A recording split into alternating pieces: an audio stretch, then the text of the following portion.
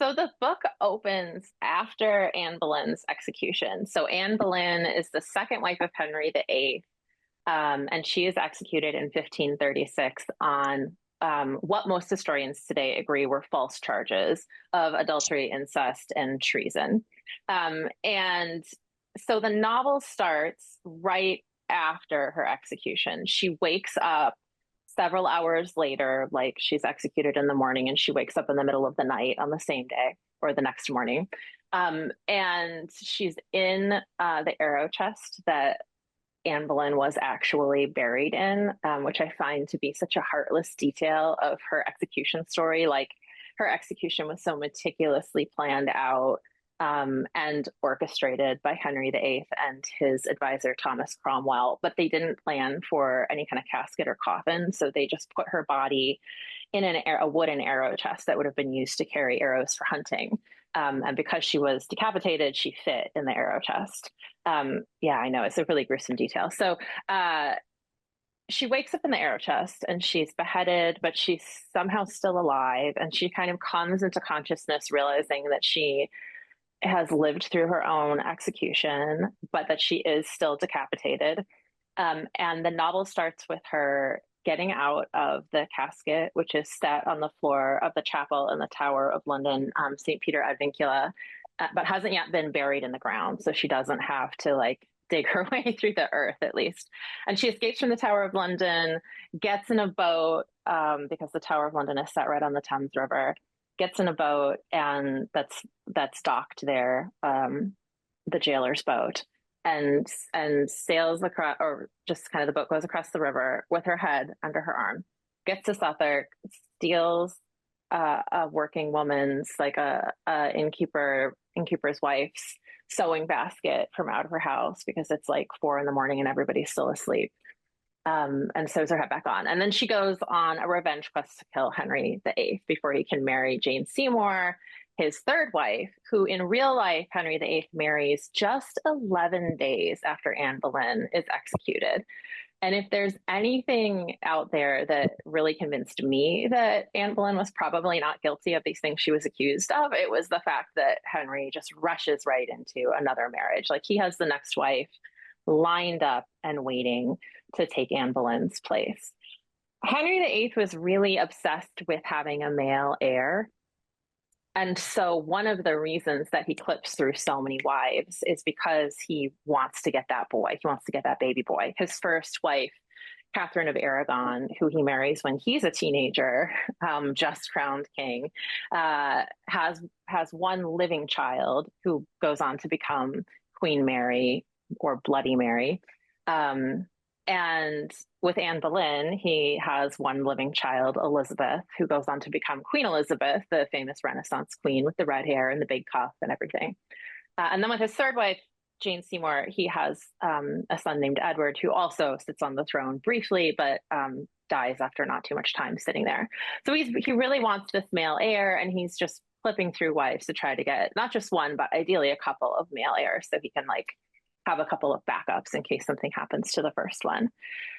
So anyway, I was really, really interested in the story of Anne Boleyn, and every time I would come across her in books, in film, in history, I just felt like she was given a really simplistic and reductive story. So, like, she's often presented as this kind of conniving seductress. She breaks up Henry VIII's first marriage. She causes England to split with the Catholic Church and sets it on a path toward Protestantism. And then she gets executed. And I feel like the kind of prevailing narrative around all of that was like, well, she got what she deserved at the end of the day. Like she was so much trouble and caused so much disruption. And you get what you reap what you sow. You get what you have coming. One of those kinds of stories, like a moralistic, like, yep, that's what happens, just desserts. And I just felt like there had to be more there. Like the more I looked into Anne and the more I researched, it doesn't take a lot of research to find out that most historians today think that she was falsely charged.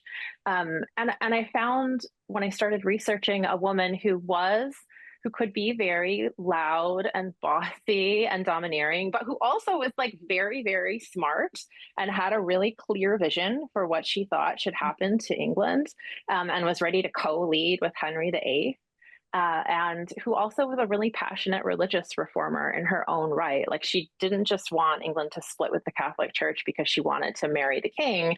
She really believed in the Protestant Reformation and was educated and could speak about those matters and was a driving force in that Reformation. And so I thought it would be so great if I could write a novel that looked at her more in a more complex way, and that allowed a reader to see her for who I saw her as. But I also didn't want to rewrite her story and like take out the beheading, for example, because I think that the fact that she's beheaded is just this example of how violent and patriarchal and misogynistic Tudor England was. That, like, for the supposed crime of having an affair on the king, she deserves execution. Which like was not something that went the other way. The king is never executed for his many affairs. But I thought, like, okay, I don't want to take that out. So what if I start after the execution? And what if that happens and we get to see this evidence of how she was treated? And then the story can go forward from there, and we can get a better look at her as a person, but also engage in this kind of interesting fantasy of like, well, what if she could have come back to life? What would she have done? And what would her priorities have been? So she, as I said, she gets out of the Tower of London, and she's this problem of her head. And when I started writing the novel, like, I wasn't sure how long I was going to make her carry her head around. And I thought a lot of like the American Story, The Headless Horseman, when I was writing that part, because the Headless Horseman's always got the pumpkin and he's kind of carrying it awkwardly under his arm. But it's really hard to write a point of view of like somebody holding their head. I found that I kept having to write like, okay, she turns her head this way and sees this. She turns her head this way and sees that. Like, you really have to be conscious of it when you're writing that narrative. And I also wanted, like, so for that reason, I wanted her to get her head back on kind of quickly. But I also just thought, like, she needs to get it back on or she's going to be so conspicuous. She's going to be walking around with her head. Like, what is she going to do? So I have her break into a tavern, and the innkeeper's wife is like sleeping, and she takes her sewing basket and sews her head back on.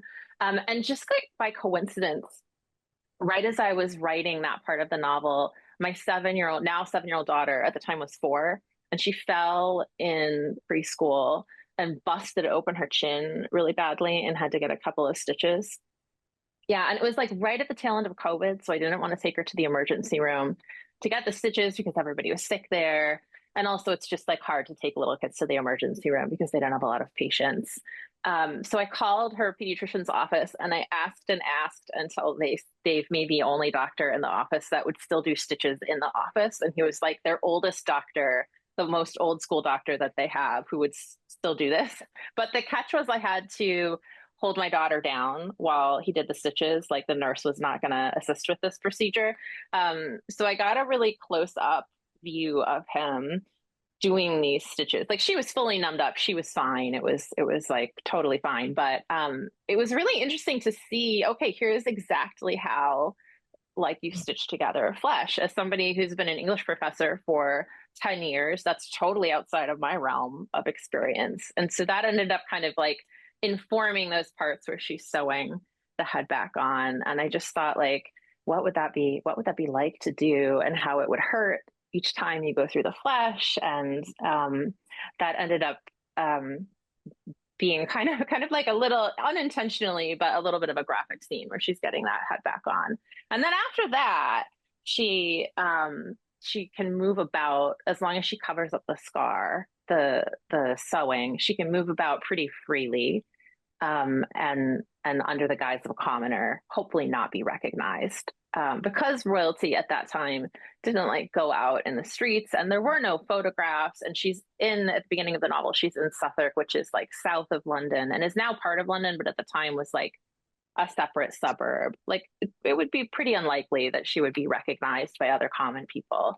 on the street. So she has some more freedom of movement then, and she can go out and get going on her plan. But one of the other things I really wanted to do in this novel, in addition to telling Anne Boleyn's story, was think about the common people of England during this time and what was it like to be a commoner in Tudor England. Because I think that everybody, when we look at history, has a tendency to fixate on the lives of the wealthy and the powerful, mostly because those are the stories that have been retained and that we have access to. But also on a fantasy level, we perhaps like to imagine, oh, sure, I would have lived in a castle or a palace if I'd been alive then. But most people were commoners and their lives had value. And I wanted to have her interact with some commoners and just kind of get like a rude awakening as to what the common people of England are actually thinking and feeling, and how they viewed her when she was queen, and how they view the Protestant Reformation and this like sudden change in religion that they've all had to undergo. And so she moves through the world, she bumps into other people, and she ends up becoming friends with a part-time prostitute named Alice, who's kind of like a counterpart to her. A lot of the same strong personality qualities that Anne has, but she's grown up in a very, very different way as the daughter of a fisherman, and someone who's had to like work for every pound she's ever had. I would say, well, okay, one supporting cast member that I really enjoyed writing in the novel, but who is not a commoner, was the poet Thomas Wyatt. And this is probably where my background as a poet shows through. But um, my first exposure to Anne Boleyn as a historical figure that I remember was through the Thomas Wyatt poem Who So Lists to Hunt, which is a sonnet that he wrote about Anne Boleyn. And Thomas Wyatt was a courtier and a poet under the reign of Henry VIII. He was also arrested under suspicion of sleeping with Anne Boleyn, along with her 5 other accused lovers. But he's not executed, in part because his father was really good friends with Thomas Cromwell. So his father worked like there were some inside connections going on that got Thomas Wyatt free. But he wrote this really chilling poem about the whole scene. It has a long Latin title that I'm not going to remember right now, but it has this refrain line, thunder rolls around the throne. And it just kind of talks about the bloodiness of this whole ordeal. But I really enjoyed writing him into the novel. So there is a scene where Anne, after she has sewn her head back on, gets like momentarily reunited with him. And Thomas White is someone that she knew as a child. They had their houses were near each other in Kent. And so she's known him like her whole life. And he propositioned her to be his mistress when she came back from France after she had been at the court of the French king during her adolescence and her young 20s. So when she comes back, she's like a really hot commodity at the English court. And Thomas White, who's already married, propositions her to be his mistress. And she says no, but she has a moment when she runs into him again where she thinks like, maybe I should have said yes to that. What would life have been like if instead of holding out for Henry VIII, I had just like quietly become this kind enough man's mistress. One thing that I really wanted to get into the novel is that because Alice is from the Fens, which is like a swamp or a wetland that used to exist in northern England, and is now like being restored, I think, or parts of it are being restored, but it was drained probably in the decades following Anne Boleyn's execution. So like not long after this, the English brought over people from the Netherlands who had worked on draining the Netherlands to create like the Low Country of the Netherlands. And through a series of like ditches and dams and dikes, they drained the Fens. But during this time, the Fens are still there, and it's like this really vibrant ecosystem. So I really wanted to get her. I really wanted to write the Fens into the novel, and I really wanted to get her there. And Alice is from the Fens, so I will say, like just on the whole, I enjoyed throwing obstacles in Anne's path as she tries to get to Henry VIII. Like I didn't want it to be an easy path. And she's no longer the Queen of England, and she can't go out and just be like, I'm Anne Boleyn, somebody get me a carriage and take me to Hampton Court Palace, right? She has to be traveling in a more covert way, and she can't rely on her access and power anymore to get what she wants done. So I enjoyed throwing these obstacles in her path.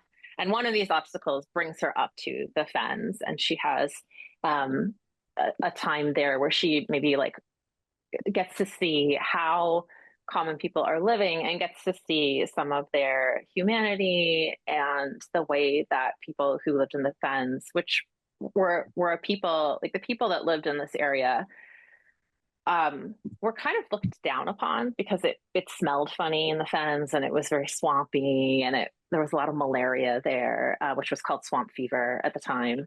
And so she's like her whole life heard that people from the fens are like cretins and layabouts and like lazy and don't work very hard. And she gets to go there and see this like kind of like vibrant culture going on where people are living off of the land and enjoying themselves and there's like time for some recreation and it's just a really beautiful landscape and it was really fun to write that setting.